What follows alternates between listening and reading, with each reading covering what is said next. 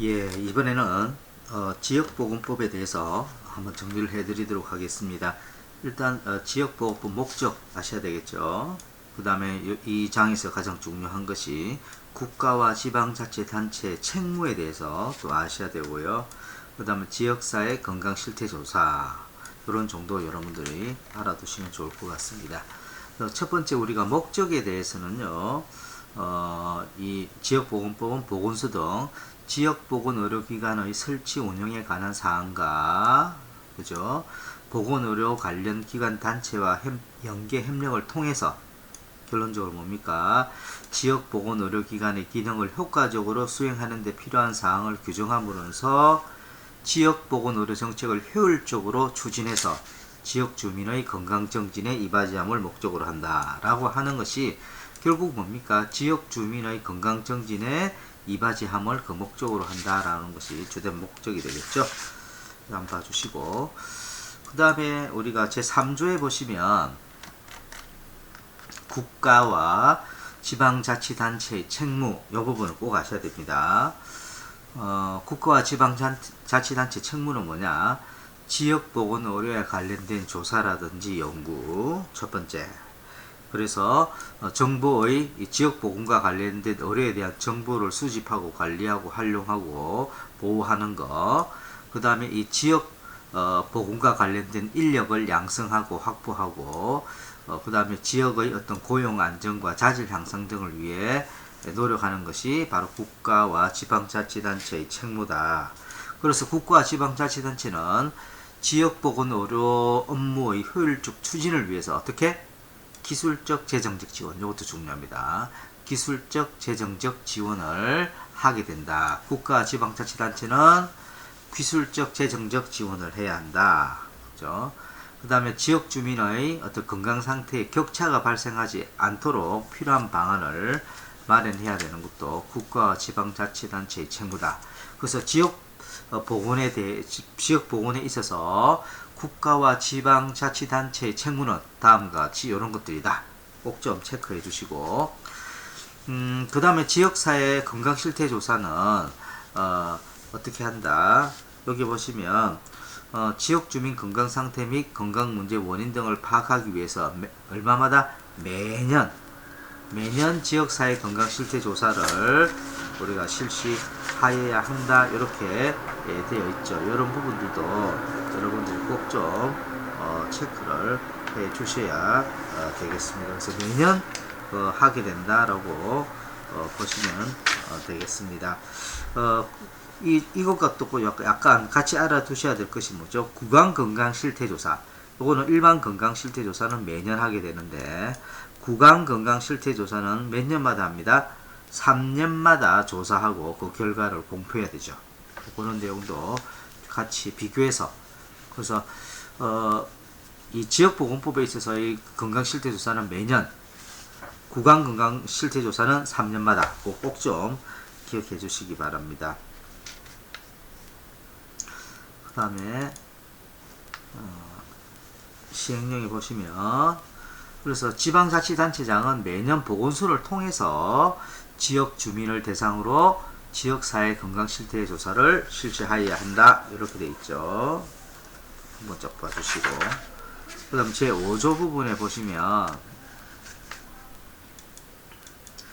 지역보건의료 업무의 전자화에 대한 부분 중에서 세 번째 사항 누구든지 정당한 접근 권한 없이 허용된 접근 권한을 넘어 지역보건의료정보 시스템 정보를 훼손하거나 멸실, 변경, 위조, 유출하거나 검색, 복제해서는 안 된다. 이렇게 돼 있죠.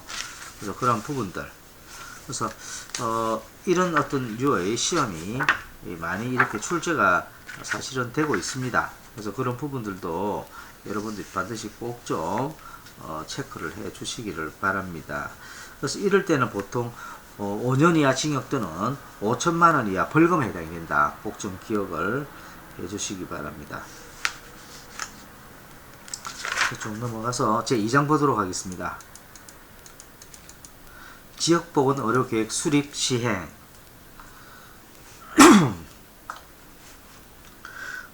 전체적으로 중요한 부분이 왔는데 여기 보시면 지역보건의료계획 수립에 대한 내용이 있죠. 수립 몇 년마다 합니까? 여기 보시면 지역보건의료계획은 4년마다 수립한다.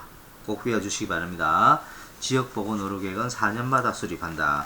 수장보존통, 그 내용은 수요 측정 수, 장기 단기 공급대책, 그 다음 보건의료자원자들 조달 및 관리, 수장보존통이라 했었죠. 수장, 그다음 전달체계, 통계. 그래서 이런 5가지의 그죠 내용을 담고 있죠. 이런 것을 포함을 해서 지역보건의료계획을 몇 년마다 4년마다 하게 된다. 꼭 좀 기억을 해주시기 바랍니다. 그 내용이 중요하고 나머지 내용 한번 꼭 좀 읽어봐 주시기 바랍니다. 그 다음에 시행령 제5조 한번 보도록 할까요? 시행령 5조 지역보건의료계획의 수립 방법. 그 시군구청장, 시도지사 또는 이러한 시군구청장은 이러한 지역보건의료계획을 그죠 수립하기 전에 이런 전에 지역 내 보건의료 실태와 지역 주민 보건의료 의식, 행동 양상 등에 대해 조사하고 자료를 수집해야 된다. 그 지역 보건의료계획 수립이 하기 전에 해야 될 내용이 뭐죠? 요 내용이죠. 지역 내 보건의료 실태와 지역 주민 보건의료 의식, 그 다음에 지역 주민의 행동 양상에 대해서 조사하는 것이 그죠? 조사하고 자료를 수집하는 것이 이거 전에 지역 보건의료계획 수립 전에 해야 된다라는 것이죠. 그리고 이러한 지역 보건의료를 수립할 때 보건의료 시책에 맞추어서 수립해야 되고, 그죠? 그 다음에 중요한 것이 뭐죠? 시도지사 또는 시군구청장은 지역 보건의료 계획을 수립하는 경우에 그 내용을 시도 또는 시군구 홈페이지 등에 몇 주 이상? 2주 이상 공고해야 된다. 공고해서 지역 주민의 의견을 수립해야 된다. 이거 좀 기억을 해주시기 바랍니다. 그래서 이런 부분들, 그래서 지역 보건의료 계획을 어떻게 수립을 하고 수립하기 전에 어떤 것을 먼저 해야 되고, 그죠?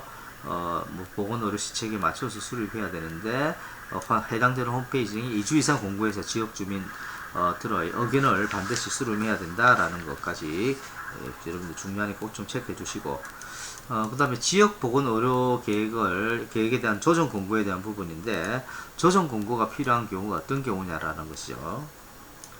지역보건의료계획 내용이 관계법령을 위반할 경우에 조정 공고가 필요하고, 지역보건의료계획 내용이 국가 또는 특별시, 광역시, 특별자치시, 특별자치도 이런 의료 보건의료 정책에 부합되지 않을 경우에, 그 다음에 지방자치단체 생활권역과 행정구역이 서로 다름에도 불구하고 해당 지방자치단체에서 그 사실을 고려하지 않은 경우, 그 2개 이상 지방자치단체에 걸친 광역보건의료 행정에 대해서 해당 지방자치단체 그 사정을 고려하지 않은 이러한 경우, 그 다음에 지방자치단체 간 지역보건의료계획 내용이 현재의 불균형이 있는 이런 경우가 발생했을 때는 어떻게 한다? 조정 공고가 필요하다라는 것이죠. 꼭 좀 기억을 해주시기 바랍니다. 그 다음에 아까도 이야기했지만 이런 지역보건의료계획은 몇 년마다? 4년마다 하게 되지만 시행계획은 연차별로 하게 된다. 그렇죠? 그 계획에 맞춰서 수립된 연차별 시행계획에 따라서 시행한다. 그 다음에 이 보건의료 관련 기관 단체 등의 인력이라든지 기술이라든지 재정 지원을 할 수가 있습니다. 시도지사 또는 시군구청장은. 그죠? 그래서 이러한 지역보건의료 계획을 시행하는 데 필요한 그죠? 인력이라든지 기술이라든지 그죠? 재정 지원 같은 것들을 우리가 해줄 수 있다. 이것도 꼭 좀 체크해 주시기 바랍니다. 그 다음에 쭉 넘어가서 제3장 3장 부분도 중요한 부분이 많습니다. 보건소에 대한 내용이니까 주로 많이 시험에 출제가 된다 이렇게 봐주시면 되겠고요. 일단 보건소 설치는 시군구에 대통령령이 정하는 바에 따라 해당 지방자치단체의 조례로 보건소를 설치한다. 꼭 좀 기억해 주시고, 2개 이상 보건소가 설치되어 있는 경우에는 지방자치단체 조례로 정하는 바에 따라서 업무를 총괄하는 보건소를 지정해서 운영할 수 있는데, 원칙적으로는 어떻게 됩니까? 보건소는 시군구에 1개씩 설치하도록 되어 있는데, 보건소를 추가로 설치할 경우에는 어떻게 한다? 행안부 장관은 보건복지부 장관과 미리 협의해야 된다. 그 꼭 좀 기억해 주시기 바랍니다. 그 다음에 보건소의 기능 무조건 나옵니다. 업무, 건강 친화적인 지역사회 여건 요소, 지역보건의료정책 기획조사 연구 및 평가, 그 다음에 보건의료기관 등에 대한 지도관리 육성과 국민보건 향상을 위한 지도, 이런 부분들 쭉 한번 읽어봐 주시기 바랍니다. 그 다음에 여기 보시면 지역 주민의 건강 증진 및 질병 예방 관리를 위해 지역 보건의료 서비스를 제공해 주는데, 그 제공해 주는 그 내용들이 여기서부터 여기까지 있죠. 이 부분도 꼭 좀 지금 체크를 해 주시기 바랍니다. 시간 조금 드릴 테니까 빨리 한 눈으로 외워 주시기 바랍니다.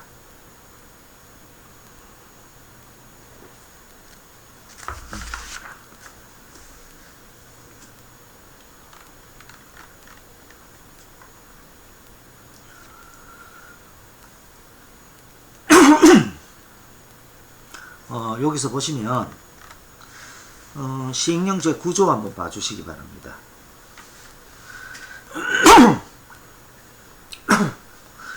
이 두 번째 사항을 쭉 보시면 이런 내용이 있습니다.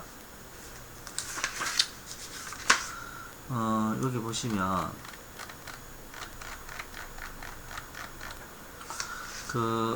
보건의료기관 등에 대한 지도관리 육성과 국민보건 향상을 위한 지도관리의 세부사항, 이것도 한번 체크해 주시기 바랍니다. 그래서 보건의료기관에 대한 지도를 하고 관리하고 육성하는데 필요한 세부사항들은 이런 내용들이다. 의료인 및 의료기관에 대한 지도에 대한 내용, 의료기사, 보건의료정보관리사, 안경사에 대한 지도에 대한 내용, 응급의료에 대한 내용, 그 다음에 공중보건의사, 보건진료, 전담 공무원 및 보건진료에 대한 지도에 대한 내용, 약사에 대한 내용과 마약, 향정신성 의약품 관리에 대한 내용, 공중위생 및 식품위생에 대한 이러한 내용들이 보건의료기관 등에 대한 지도관리 육성에 대한 내용들이다. 이것도 한번 꼭 체크해 주시고, 그 다음에 보건의료원이라는 것이 있는데 이거는 병원의 요건을 갖춘 보건소다. 이렇게 여러분들 보시면 되겠고, 그 다음 보건지소 설치는 보건소 업무 수행을 위해 필요하다고 인정되는 그런 경우에 대통령령으로 정하는 기준에 따라 해당 지방자치단체 조례로서 보건소 지소를 설치한다. 그리고 보건소 지소는 읍면에 한 개씩 설치할 수 있습니다. 특별히 필요할 경우에 필요한 지역에 보건지소를 설치 운영하고 여러 개의 보건지소를 통합해서 설치 운영할 수 있다. 이렇게 봐주시고, 그 다음에 건강생활지원센터라는 것이 있습니다. 지역 주민의 만성질환 예방 및 건강한 생활습관 형성을 지원하는 건강생활지원센터라는 것이죠. 이것도 역시 보건지소와 마찬가지로 대통령령으로 정하는 기준에 따라 지방자치단체 조례로서 설치할 수가 있습니다. 그 다음에 쭉 내려가서 보건소장은요, 의사 면허가 있는 사람 중에서 보건소장을 임명하는데, 다만 예외적으로 이렇게 임명하기 어려운 그런 경우에는 이런 직종에 있는 사람을 보건소장으로 임명할 수 있다. 이런 공무원들을 보건소장을 할 수 있다. 라는 것입니다. 그래서 여기 보시면은 보건소장으로 임명되기 이전 최근 5년 이상 보건 등 업무와 관련해서 근무한 경험이 있는 사람 중에서 우리가 임명을 해야 됩니다. 저 공무원 같은 경우에는. 그 다음에 보건소장은 시군구청장 지휘감독을 받는다. 이거 중요합니다. 보건소장은 시군구청장의 지휘감독을 받고 보건소 업무를 관장하고 소속 공무원을 지휘감독하며 관할 보건지소, 건강생활지원센터 등 어떤 직원이라든지 업무에 대해서 지도감독을 한다. 보건지소장, 보건지소에 보건지소 한 명을 두고 어떤 임기제 공무원을 보건지소장으로 임명합니다. 보건지소장은 보건소장의 지휘감독을 받는다. 그 다음에 보시면 제 16조에 보시면 전문 인력의 적정 배치 있죠. 이 부분 여기 보시면 지역 보건의료기관 간에는 전문 인력을 교류할 수가 있고요. 그 다음에 전문 인력 자질 향상을 위해 필요한 어떤 교육 훈련을 시행할 수가 있습니다.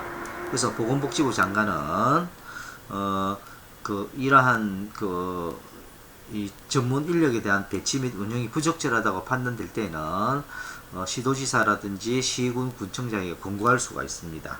그죠? 그런 내용들. 그 다음에 전문 인력의 임용 자격 기준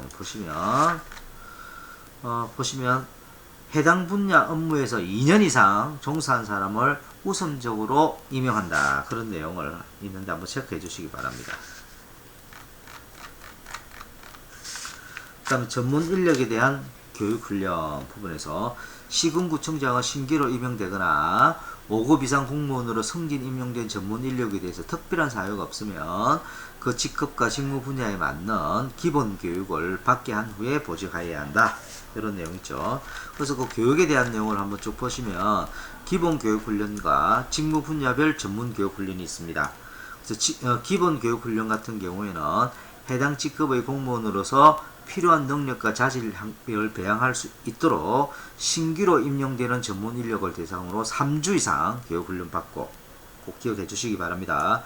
전문 교육훈련은 보건소에서 현재 담당하고 있거나 담당할 직무 분야에 필요한 전문 지식과 기술을 습득할 수 있도록 재직 중인 전문 인력을 대상으로 하는 1주 이상의 교육훈련을 우리가 받도록 하는 것이 직무 분야별 전문 교육이다. 이렇게 보시면 되겠습니다. 쭉 넘어가서 제17조 부분 한번 보도록 하겠습니다. 제17조 지역보건의료기관의 시설과 장비 보건복지부령으로 정하는 기준에 적합한 시설 장비를 갖춰야 된다라는 거 하고 이러한 시설을 이용할 때는 보세요. 제18조 보세요. 보건의료에 관련된 실험 또는 검사를 위해서 의사, 치과의사, 한의사, 약사 등에게 그 시설을 이용하게 할 수도 있고요. 또 타인의 의뢰를 받아 실험 또는 검사를 할 수가 있습니다. 이러한 내용도 꼭 기억을 해주시기 바랍니다.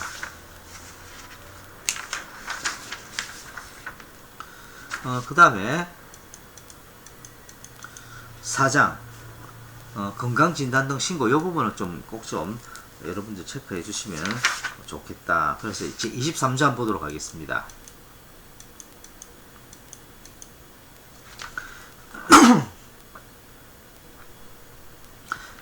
제 23조를 보시게 되면은 건강검진 등 신고 요 꼭 좀 알아두셔야 됩니다. 다음 내용 중 어느 하나에 해당되는 사람이 그죠? 그 지역 주민 다수를 대상으로 건강검진 또는 순회진료 등 주민의 건강에 영향을 미치는 행위를 하려는 경우에는 그죠? 이런 경우에는 보건복지부령으로 정하는 바에 따라 건강검진 등을 하려는 지역을 관할하는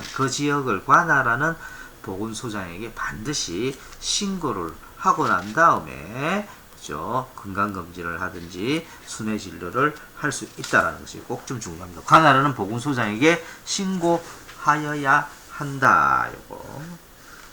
그 다음에 그 다음 내용을 보시면 의료기관 예의 장소에서 지역 주민 다수를 대상으로 건강검진 등을 하려는 경우에도 마찬가지로 관할하는 그 보건소장에게 신고해야 된다. 그죠? 잘 봐주시기 바랍니다. 그 두 가지 내용은 중요하니까 꼭 좀 검토해 주시고, 그리고 이 내용에 대해서 자세한 어떤 규칙들이 있죠. 그래서 건강검진 등을 실시하기 10일 전까지 건강검진 등 신고서를 관할하는 보건소장에게 제출해야 된다라는 것이죠. 오늘 꼭 좀 기억해 주시기 바랍니다. 그 내용이 제4장에는 중요하고요. 5장 보칙에서는 비용보조 요거 시험에 정말 자주 나오고 개인정보 누설 금지도 시험에 자주 나오는 내용이 되겠습니다. 그래서 비용의 보조, 그래서 여기 이 부분 한번 보도록 하겠습니다. 국가와 시도는 지역보건의료기관의 설치와 운영에 필요한 비용이라든지 지역보건의료계획 시행에 필요한 비용의 일부를 보조해 줄 수가 있습니다. 그죠? 그런데 이 부분부터 중요하죠. 보조금을 지급하는 경우 설치비였죠. 보세요. 이제 설치하는 데 들어가는 비용과 그에 따른 부대 비용에 있어서는 그죠? 그 전체 비용의 3분의 2 정도를 우리가 보조해 줄 수가 있고요.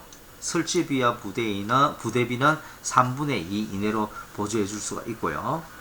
그 다음에 이 해당되는 의료기관에 대한 운영에 관련된 비용이라든지 지역보건의료계획 시행에 필요한 비용은요, 전체 어떤 보조해주는 금액의 한 2분의 1 이내로 보조해 줄 수가 있습니다. 즉 설치비와 부대비는 3분의 2 이내로 보조해 줄 수가 있고, 운영비와 지역보건의료계획 시행에 필요한 비용은 2분의 1 이내로 보조를 해줄 수 있다, 이렇게 볼 수 있습니다. 꼭 외워주시기 바랍니다. 설치비와 부대비 3분의 2, 운영비 그리고 시행에 필요한 비용 2분의 1, 꼭 좀 기억을 해주시기 바랍니다. 그 다음에 이제 또 나오는 것이